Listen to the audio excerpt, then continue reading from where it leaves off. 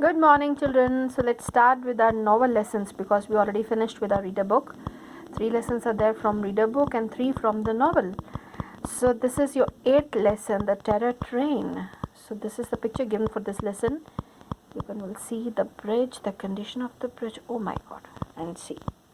So let's start with the lesson. Be ready with your books and hold a pen or pencil in your hand. So let's start. The name of the chapter is The Terror Train. Okay, let's see what here Passport Out is about to say. Yeah. You again, shouted Passport Out when he met Fix the next day on the deck of the General Grant. Okay, you again. You remember because no Fix has given him sleeping powder, given him a tea where he put the sleeping powder. Do you remember? Yes, this is immediately after that. You again, shouted Passport Out, and when he met Fix the next day on the deck there on the ship of the General Grant, the hot-blooded Frenchman was about to attack him when Fix raised his arms in defense. Okay, he was so annoyed with him that how could he do that nonsense to him, no? It was a great problem otherwise for him. So he was about to attack him. Within this, no, Fix raised his arms in defense. Wait, let me explain. I'm sorry, I put sleeping powder in your tea. This way, no, he said, sorry, I'm sorry, I put sleeping powder. Now he's going to explain, he's going to justify his deed, that why he did that. I was your master's enemy, but things are different now. Up to now, he's saying, now, up to now, I was your master's enemy, but things are different now. Aha, so now you are convinced my master is an honest man? So this is Passport Out. Passport Out is asking from that, okay, then it means you are now convinced that my master is an honest man. No, I still think he's a thief, but listen to me. As long as fog was on English ground, I had to do everything in my power to keep him there until the arrest warrant arrived. Now see, as long as fog was on English ground, now till that time, no, I had to do everything, till that time, till he reached over there in England, till that time I'm going to do everything to keep him there until the arrest warrant arrived. Passport Out listened with his fist held up ready for fight as Fix continued the way he was doing, and the way he was justifying himself. Passport Out was getting more and more annoyed, and he just held up his fist like that, and as Fix continued, okay then. Now fog is going back to England, and it's in my interest. He only wanted that he should go back. It's in my interest to help him get there as fast as possible. Your interests are same as mine, because only in England will you know whether you are working for a criminal or an honest man. So are we friends? This way, no? Here he wanted to say that now my interest is also same, that he should reach England as soon as possible, even yours, because you also are going to find out that really you're working for a criminal or an honest man there only. Till now, but even Fix still believes that Fog is that person only, the one who robbed the bank. Passport Out listened carefully and believed that the detective was speaking the truth. No, we are not friends, but allies, perhaps. He said, no, we are not friends. Allies means I can support you, supporters. Remember one thing, though, if you try to betray my master, if you are going to do something wrong to my master, I will twist your neck. See the threat. Agreed. Now here Fix is saying, okay. After that, the two men stayed away from each other. It was a long journey, and on 3rd December, they arrived in San Francisco harbor at 7 o'clock in the morning. Fogg said that they were now neither behind nor ahead of schedule. They were exactly according to the schedule, the way he already planned. By this time, he will reach there. By this time, this way, no? So it was exactly the same. Fix followed the 3 travelers as they got onto the train to New York.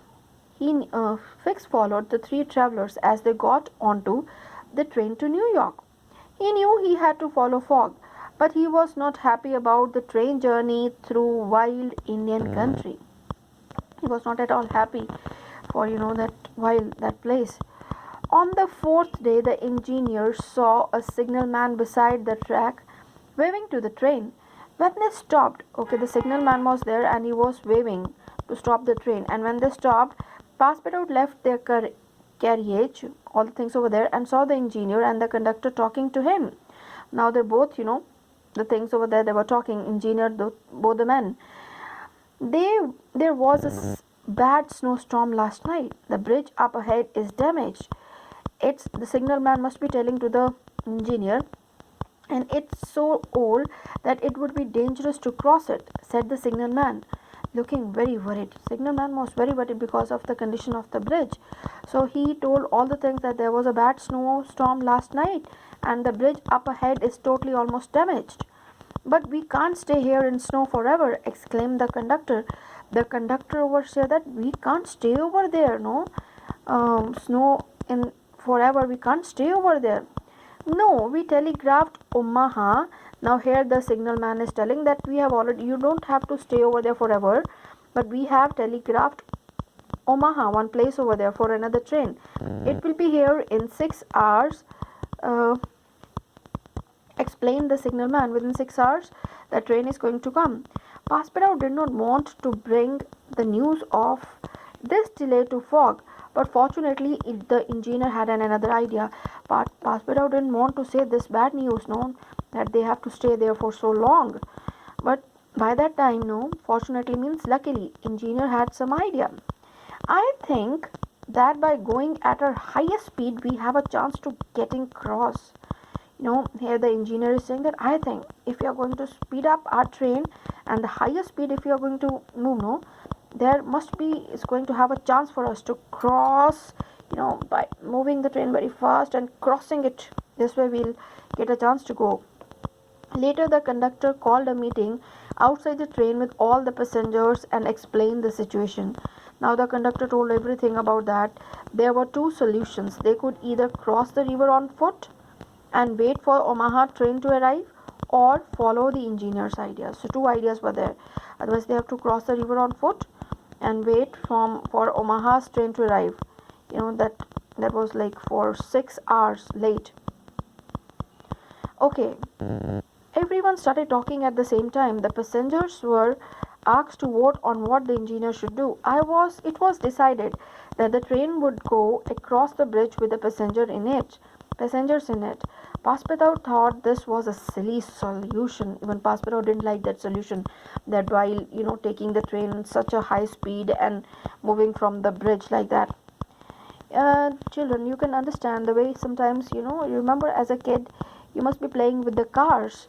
Sometimes you used to, just imagine if this is the car, you used to pull that car like that and then leave it, this way in a high speed. So they were trying to do this kind of a thing. They are going to bring the train back like that, and then they are going to move at a very high speed. They were planning for that kind of a thing. The empty train, it would be wiser for the passengers to walk across the bridge first. The empty train could follow once we have safely reached the other side. So this was one of the idea given by some. It would be really wiser, intelligent idea if the passengers can walk the bridge and later on they can, travel by that same train. But no one listened, and engineer took, somebody gave that idea, but no one listened. And the engineer took the train, sometimes from this shining paper. But no one listened, and the engineer took the train way back up the track so that he could build up a lot of speed. Fogg sat next to Oda, who looked very worried. "Are you afraid?" Fogg asked Oda. "Not with you here, Mr. Fogg." Fogg held Oda's hand. The train began to move. Faster and faster it rushed across the bridge until the passengers felt as if they were flying. You can well imagine that the engineer, this way, they have written but no one listened. An engineer took the train way back, and from there, what he did, he could build up a lot of speed, and with that speed, the train was almost as if flying over the bridge over there. So the train began to move faster and faster. It rushed across the bridge until the passengers felt as if they were flying. People sat terrified and silent. Oda looked out of the window and saw the river far beneath them. She squeezed Fog's hand because she was really afraid now. Passepartout sat with his eyes closed and saying a prayer. As they crossed the bridge, they heard a loud cracking sound. Oda held her breath. But the train was still moving. Then she heard people cheering and clapping and saw Fog and Passepartout smiling at her. "We did it," shouted Passepartout. Everyone in the carriage was cheering, hugging their families, shaking hands with friends and strangers alike. The train slowed down and stopped. Fog and Passepartout and other passengers got off the train, looked back at just in time to see the bridge crashing into the river below. "Well, that was a close shave," said Fog, and everyone laughed. Just imagine whether this was the thing. From here, they must have, flown like anything, very, very fast. And the moment they just reached on the other side of the train, there they stopped. They gave a look and see the condition of that bridge. So this is all over in this lesson. So in the next video, beta, you are going to see the exercises given for this lesson. So thank you. God bless you.